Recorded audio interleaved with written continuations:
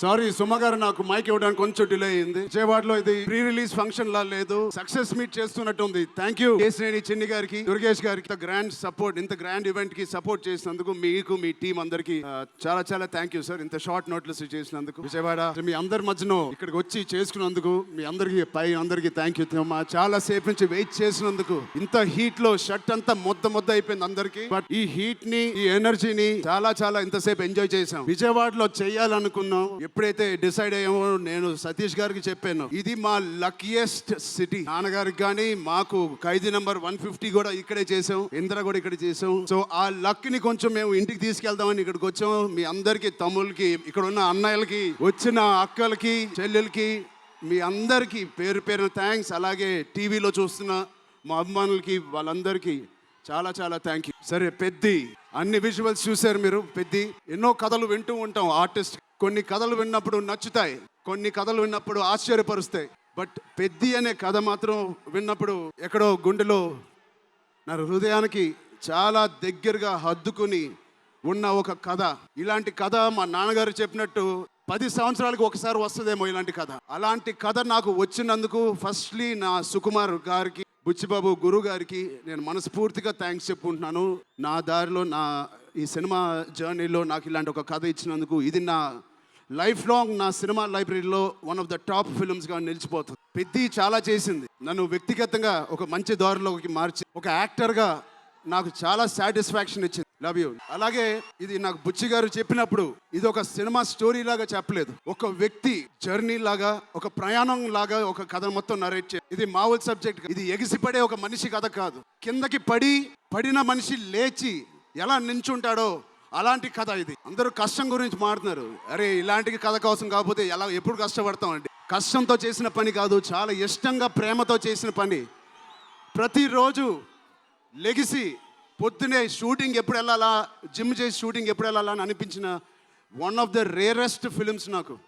బహుశా ఒక మగధీర కనిపించింది, రంగస్థలానికి కనిపించింది, RRR కనిపించింది, మళ్ళీ నాకు పెద్దిగా అనిపించింది. అలాంటి భావం, అలాంటి ఒక ఎక్స్పీరియన్స్ ఇచ్చిన మా బుచ్చిబాబుకి స్పెషల్గా థ్యాంక్స్ చెప్పాలి. బుచ్చిబాబు ఇది నాకు కథ నరేట్ చేసి ఇంట్లో నిజంగా చాలా ఆశ్చర్యపోయిన, తన బుర్ర ఎలా పనిచేస్తుంది. ఇంత అద్భుతంగా రాసి పెట్టుకోండి. ఇండియాలో నంబర్ 4 or 3 టాప్ డైరెక్టర్స్లో బుచ్చిబాబు పేరు ఉంటుంది ఫ్యూచర్. సో అంత మంచి ఎక్స్పీరియన్స్ ఇచ్చిన బుచ్చిబాబు గారికి చాలా థ్యాంక్ యూ. ఇలాంటి సినిమా ఒప్పుకోవడానికి నాకు ఒకటే బలం, సినిమా చెయ్యాలి. ఎవరు కాదు, అది మీరు మీకోసమే. నిజంగా ఏ ఆర్టిస్ట్కైనా వాళ్ళ అభిమానుల నుంచి, వాళ్ళ శ్రేయోభిలాషుల నుంచి ఇలాంటి ఎక్సైట్మెంట్, ఇలాంటి ఎంకరేజ్మెంట్ లేకపోతే ఎందుకు చేయాలండి? హాయిగా ఇంట్లో కూర్చొని వేరే పని చేసుకోవచ్చు. మీకోసం చేతులు ఇరక్కొట్టమే కాదు, రక్తం చింది కూడా పని చేస్తాను మీకోసం. మిమ్మల్ని ఎంటర్టైన్ చేయడం ఒక పిచ్చా, లేకపోతే సినిమాలో మంచి సినిమా చేసి మీకు ఏదైనా ఇవ్వాలని ఒక పిచ్చా నాకు తెలియదు. నాన్నగారి కొడుకు పుట్టినందుకు, కళ్యాణ్ బాబాయ్ గారు ఉన్నందుకు ఇంట్లో ఇది తప్ప నాకు ఇంకేం తెలియదు. బహుశా ఇంకోటి తెలుసుంటే ఇలా ఇంత పెద్ద ఆర్టిస్ట్ నేను ఒక ఫీల్డ్లో అయ్యేవాడిని కాదు. నాకు తెలిసిందల్లా సినిమా. సో నేను చనిపోయే వరకు మిమ్మల్ని ఎంటర్టైన్ చేస్తూనే ఉంటాను, అది రాసి పెట్టుకో. సో మా టెక్నీషియన్స్ గురించి మాట్లాడాలంటే ఫస్ట్ మా రత్నవేల్ గారి గురించి. ఇది 4వ సినిమా రత్నవేల్ గారితో. ఇంత బ్యూటిఫుల్గా మమ్మల్ని అందరినీ ప్రజెంట్ చేసి, ఆయన సీనియారిటీని మాకు సపోర్ట్గా ఇచ్చిన ర్యాండీ గారికి ఆయన స్పెషల్ థ్యాంక్ యూ. అలాగే పనిచేసిన అవినాష్ కొల్లా గారికి థ్యాంక్ యూ సో మచ్. అద్భుతంగా ఇచ్చారు మా పెద్ది వరల్డ్ని. Naveen Nooli thank you so much, fantastic editing. మిగతా టెక్నీషియన్స్ అందరూ, మా అనంత్ శ్రీరామ్ గారు, బాలాజీ గారు, మా choreographer Johnny master, Bosco master, thank you so much. మిగతా సింగర్స్ అందరికీ థ్యాంక్ యూ సో మచ్. మా సతీష్ గారి గురించి చెప్పాలి. మొదటి సినిమా ప్రొడ్యూసర్ లాగా కాదు, ఒక 50 సినిమాలు తీసిన ప్రొడ్యూసర్ లాగా ఆయన దీనికి పనిచేశారు. ఆయన ఒక పెద్ద కన్స్ట్రక్షన్ కంపెనీకి యజమాని. దాంట్లో కూడా ఒక నంబర్ 1 స్థాయిలో ఆయన ఎదుగుతూ వెళ్తున్నారు. ఆయనకి ఏం పని ఇచ్చినా ఇంత చిత్తశుద్ధితో ఇంత చేస్తారు. మామూలుగా నేను పనిచేసిన 1-2 ప్రొడ్యూసర్లు టీ తాగి భోజనానికి వచ్చి వెళ్ళిపోతారు. అలాంటి టీ తాగి వెళ్ళే ప్రొడ్యూసర్ కాదు. ఎవ్రీ డే 3 పూటలు, అంటే 8 hours మాతోనే గడిపి, నాకు ఒక్కరోజు గుర్తులేదు ఆయన సెట్లో లేకుండా. అంత బాగా ఆయన ఇలా మాకు సపోర్ట్ చేసినందుకు, వెన్నుపోటు కాదు, సారీ, వెన్నంట మాకు ఉన్నందుకు సతీష్ గారు థ్యాంక్ యూ సో మచ్. అలాగే మా కో ప్రొడ్యూసర్స్ అండ్ ప్రెజెంటర్స్ మైత్రి రవి గారికి, నవీన్ గారికి కూడా థ్యాంక్ యూ. B4U వాళ్ళకి కూడా థ్యాంక్ యూ.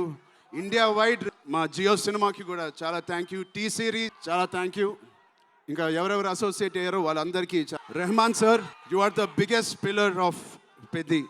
మేమందరం ఎంత కష్టపడ్డామో 2.5 సంవత్సరాలు, 280 రోజులు, దాన్నన్నిటినీ మీరు దగ్గర తీసుకొచ్చి దానికి ఒక ప్రాణం పోస్తున్నారు. రోజు 6 గంటల మార్నింగ్ వరకు పనిచేసి పడుకుంటున్నారు ఆయన డెడికేషన్కి, ఆయన సినిమాలో చాలా చాలా చాలా థ్యాంక్ యూ. ఏంటి విజయవాడ, ఈసారి ఎవరి పేరు మర్చిపోలేదు కదా నేను. ఆ చంద్రుల్లో ఒక ముక్క జారిందే నా పక్క.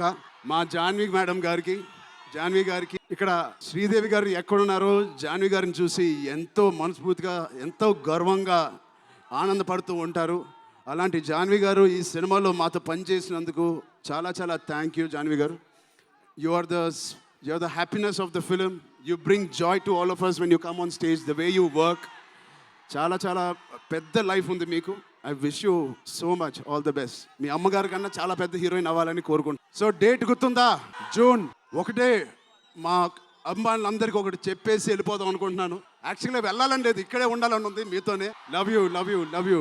ఎప్పుడైనా ఒక ఆట ఓడిపోతే అది ఆటగాడు ఓడిపోయినట్టే కాదు, ఒక దేశం మొత్తం ఓడిపోయినట్టు, ఏ ఆటైనా. అలాగే ఈ పెద్దిగాడు, మీ అందరికి తెలిసి ఆ డైలాగ్ ఉంది, ఆట ఆడలేదు ఏంటది, పోరాడాడు.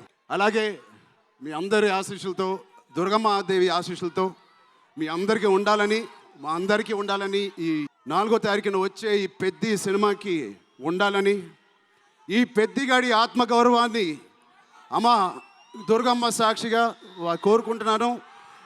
ఆత్మగౌరవాన్ని మీరందరూ ఉన్నత స్థాయికి తీసుకెళ్తారని మనస్ఫూర్తిగా దుర్గాదేవిని కోరుకుంటున్నాను. మీరు కూడా చల్లగా ఉండండి, జాగ్రత్తగా ఇంటికి వెళ్ళండి. మీ కుటుంబ సభ్యులు అందరినీ అడిగానని చెప్పండి. వాళ్ళందరికీ నా నమస్కారాలు ఇవ్వండి. మీరందరూ ఇంతసేపు ఉన్నందుకు thank you thank you thank you thank you.